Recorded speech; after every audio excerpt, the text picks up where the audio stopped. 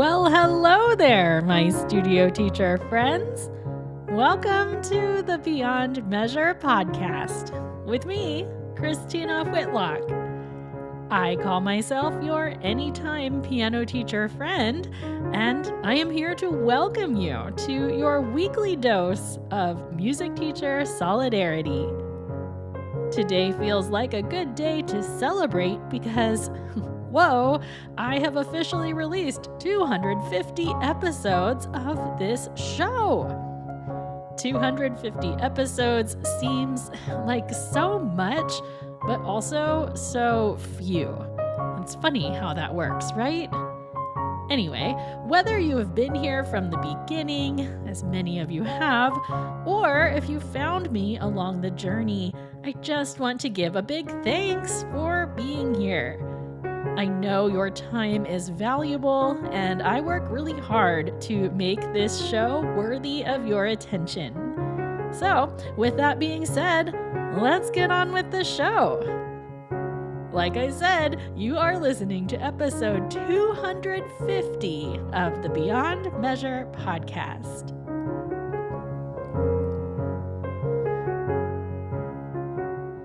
When it was time for me to release my 200th episode, I decided to copy my friend Meredith over at the Artists for Joy podcast, and I painstakingly wrote a one-sentence recap of all 200 of my episodes thus far. Now, I had a lot of fun doing that, but let's face it, 200 one-line summaries? That's a tall order. If you are interested in the variety of topics I've covered on this show, that 200th episode is a great place to start. I've linked it in today's show notes. Anyway, I just thought that concept might be easier for all of us to digest if I went ahead and did it again, but just for the last 50 episodes I've put into the world. So that's the plan for today. You can catch a recap of episodes 1 through 200 in episode 200, and then episodes 201 through 250 in today's show. So, are you ready to buckle up and get started? Just so you know, these episodes are listed in the transcript of today's show notes, so feel free to check those out. You can find them at christinawhitlock.com/episode 250. So, if you hear anything you want to take a deeper dive into, that's where you should go. Okay, friends, here are 50 thoughts that have come straight from the last 50 episodes of Beyond Measure. First up, we often complain about students always wanting a quick fix, but teachers are just as guilty as they are. Good people can develop poor coaching programs. We are so focused on saving time, we are missing our actual lives. Nicola Canton and I hashed out how we got to a world where advertising runs everything, and why we don't want to be part of that. Getting other people talking about your teaching is always going to be more effective than you talking about your teaching. High-achieving students need to hear from us that piano study is not just about accomplishment. We would be wise to consider whether we are channeling look at you energy or look at me energy. Your roster will look different every year, so take a moment to appreciate the students you are working with right now, because they will not be in lessons forever. Not every piece makes a good recital piece. Name how you are going to determine whether or not this semester was a success. always weigh the value of short-term inconveniences with long-term rewards. There is not always a right or a wrong decision. Many times, there is just a decision. Questions are not attacks, friends. They are feedback, plain and simple. Should is one of the most dangerous words in the piano teacher's vocabulary.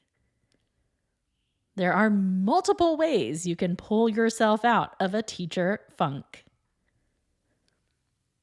Teaching week to week and lesson to lesson without thinking about the big picture, that's a mistake. Similarly, everyone, and I mean everyone, hates making mistakes. When students decide to end their study, it's up to us to make sure they don't feel like a failure. During the Summertime Conversation series, Leela Viss reminded us that curiosity is the antidote to perfection. Jason Sifford helped us understand the composer's perspective of the print music industry. Florence Phillips shared about her program running lessons in a high-security prison for men. Jana Williamson and I talked about the importance of proactive versus reactive teaching strategies.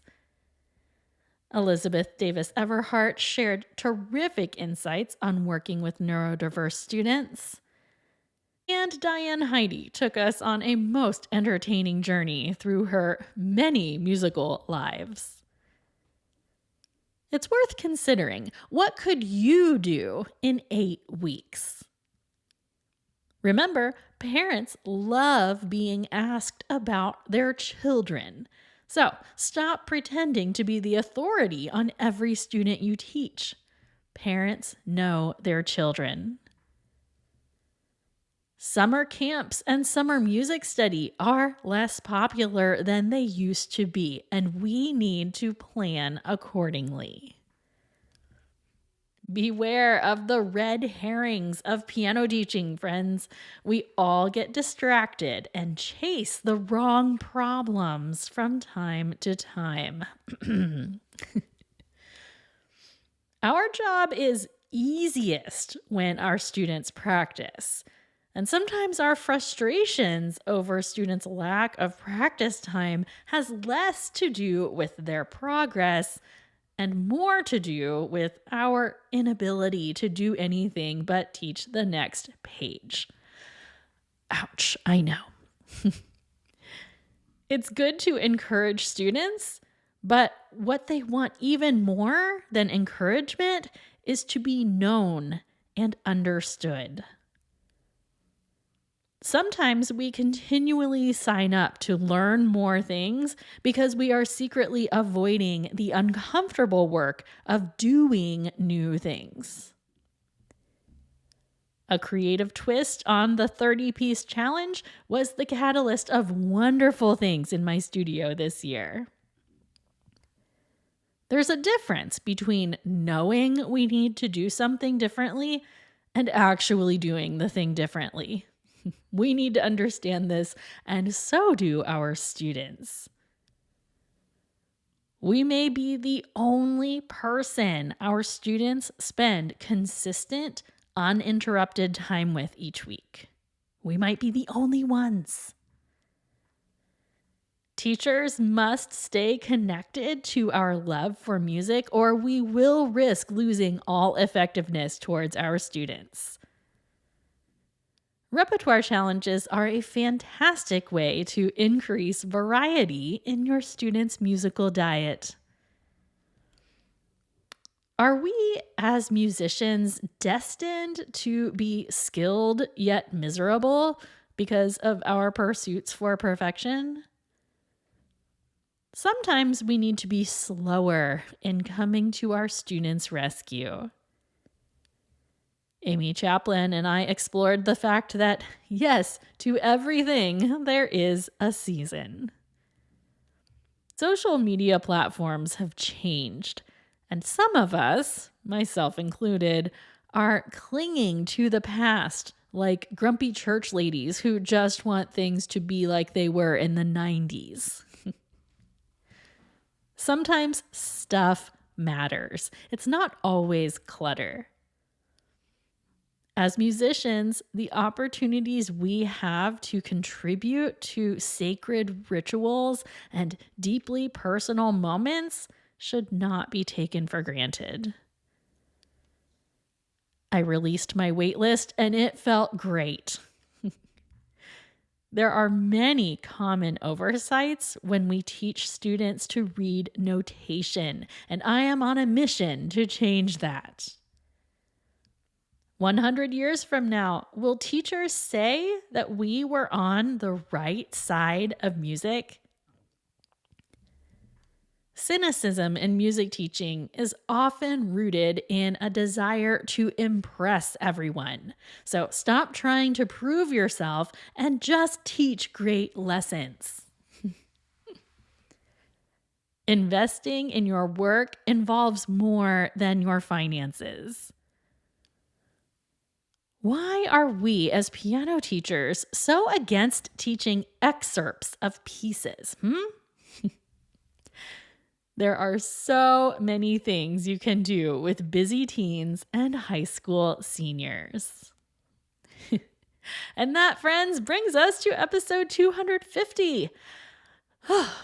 If that doesn't deserve a toast, I'm not sure what does. So go grab the nearest glass and raise it with me now. Studio music teacher friends from all around the world. Hey, we've done this thing together for 250 episodes now. I know it's my voice behind the mic, but I wouldn't be here if I wasn't confident that there were thousands of you out there experiencing the same struggles and triumphs that I see every teaching day. It's been my pleasure to be your anytime piano teacher friend these last 5 years, and I am hoping to still be around for many more. Cheers to us for continuing to elevate the profession we hold so dear. Hear, hear. Again, all of these referenced episodes can be found in the transcript of today's show notes. It's quite a list, so I hope you'll check them out at christinawhitlock.com/episode 250. While you're there, be sure you're signed up to receive my weekly Piano Teacher Confessions e-letter and consider joining the Super Friends community, even if only for a short season, to do your part to help keep the lights on over here at Beyond Measure. Thanks, as always, my friends, for joining me on this journey. Onward and upward we go.